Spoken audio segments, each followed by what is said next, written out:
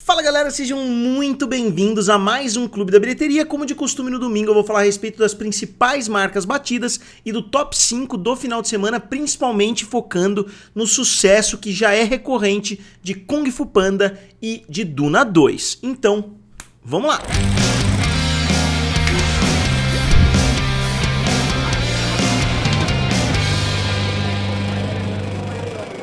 Então pessoal, eu sou o Felipe aqui do canal Triplo F, também lá do canal Guerra dos Streaming. Se vocês não conhecem, eu tenho outro canal onde eu abordo os mais diversos serviços de streaming, inclusive hoje mesmo eu lancei um vídeo por lá, mas vamos falar a respeito das principais marcas batidas no final de semana, começando pelo primeiro colocado, que foi justamente o filme Kung Fu Panda 4, que fez 30 milhões de dólares no seu segundo final de semana, que é um resultado positivo. O filme caiu abaixo dos 50%, caiu 48,3%, que sempre é uma notícia muito boa. E só explicando para vocês, o vídeo vai ser lançado um pouquinho mais tarde hoje, porque eu peguei uma chuva gigantesca, eu tava na casa dos meus pais, eu peguei uma chuva enorme, eu não consegui sair da casa deles, eu consegui sair por volta de 10 da noite, né, tava chovendo muito, chegou inclusive a cair a energia, então só explicando pra vocês porque o vídeo vai chegar um pouco mais tarde do que o normal. Mas voltando a falar de Kung Fu Panda 4, né, o filme continua tendo um resultado bom, eu sempre falo pra vocês que uma queda abaixo de 50% é sempre positiva, a menos que o primeiro final de semana tenha sido muito ruim, o que não foi o caso de Kung Fu Panda 4, que teve, se não me engano, a segunda maior abertura da franquia até agora. E o filme teve o melhor orçamento, né, se a gente for considerar, o filme teve um orçamento muito adequado de 80 milhões de dólares e ele chega a 176 milhões de dólares hoje, então 80 milhões ele já fez praticamente o dobro do seu orçamento, já fez um pouco mais até do que o dobro do seu orçamento, o que sempre é um sinal excelente. Então Kung Fu Panda 4 vai se tornar um grande sucesso, né, pelo menos para DreamWorks, né, muitas pessoas estão criticando o filme, falando que o filme foi só um cash grab ali, né, ou só um filme para lucrar para o estúdio, mas eu não sou um fã da franquia, então eu não tenho nenhuma opinião a respeito do quarto filme. Mas já que a gente está falando da franquia como um todo, vamos dar uma olhadinha nos resultados da franquia. A gente tem o primeiro Kung Fu Panda lá em 2008,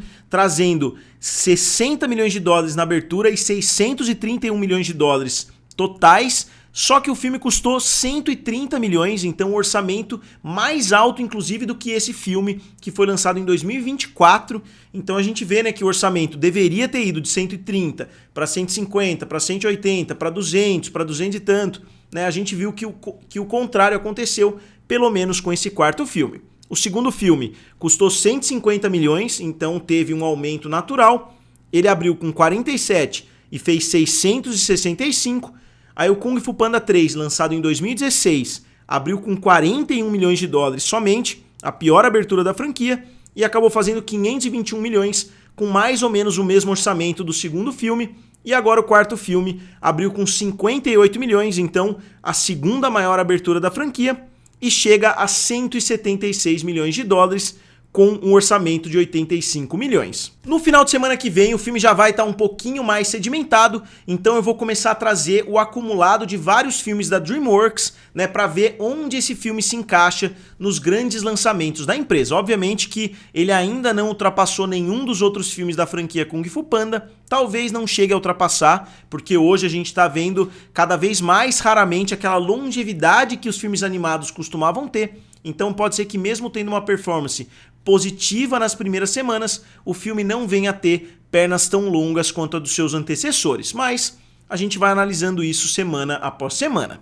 Na segunda posição, com certeza um dos grandes sucessos de 2024, principalmente em termos de aceitação, um filme que eu acredito que teria mudado completamente o Oscar se ele tivesse sido lançado originalmente, né, em 2023, que era a data que tinha sido combinada ali com o público. Se o filme tivesse saído no ano passado, eu tenho certeza que o Oppenheimer não teria ganho todos os Oscars que ganhou, porque teria que dividir alguns prêmios com o filme Duna 2. Eu acho que teria ganho melhor filme, melhor direção, melhor ator, mas eu acho que outros prêmios mais técnicos poderiam ter sido divididos com Duna 2, inclusive fotografia, né? Eu acredito que Duna 2 teria saído com o prêmio. E o filme fez mais 29,1 milhões de dólares, então ficou praticamente empatado com o filme Kung Fu Panda 4, e o filme caiu somente 38%, que é uma queda muito positiva, e o filme já está beirando a marca dos 500 milhões de dólares, que é sempre um resultado muito bom. O filme teve um orçamento de 190 milhões,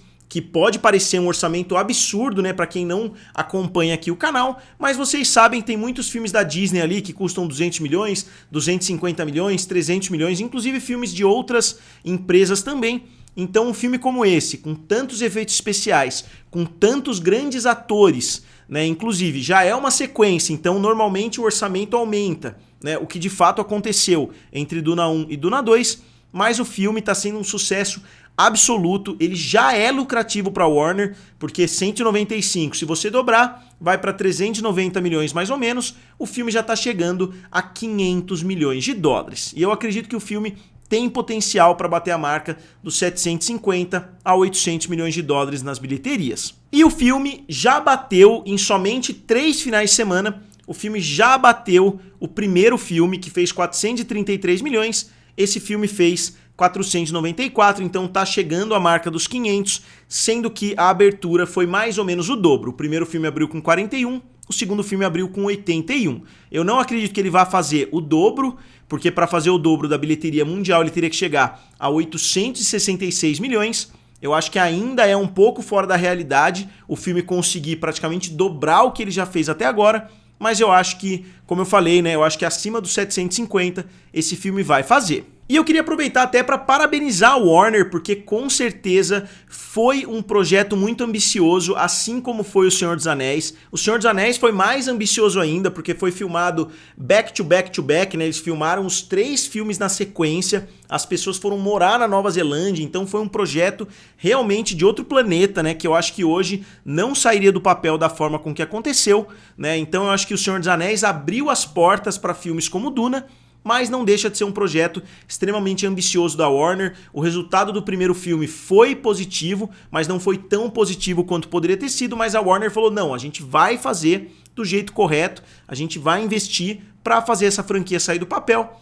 E de fato isso aconteceu, a franquia agora deslanchou e eu tenho certeza que eles podem continuar produzindo mais filmes nesse universo, até outros projetos dentro desse universo de Duna, que é muito rico, digamos assim, né? É uma das obras que influenciou bastante o George Lucas para criar Star Wars. E eu digo influenciou, né? Porque o próprio autor falou coisas, inclusive, mais graves nesse sentido. Na terceira posição ficou o filme do Mark Wahlberg, Arthur the King, que é o filme de um cachorro. Eu não sei exatamente do que se trata, né? Eu não tinha ouvido falar desse filme antes do lançamento. É um filme da Lionsgate. O filme teve um orçamento de somente 20 milhões de dólares, que é um orçamento bastante positivo.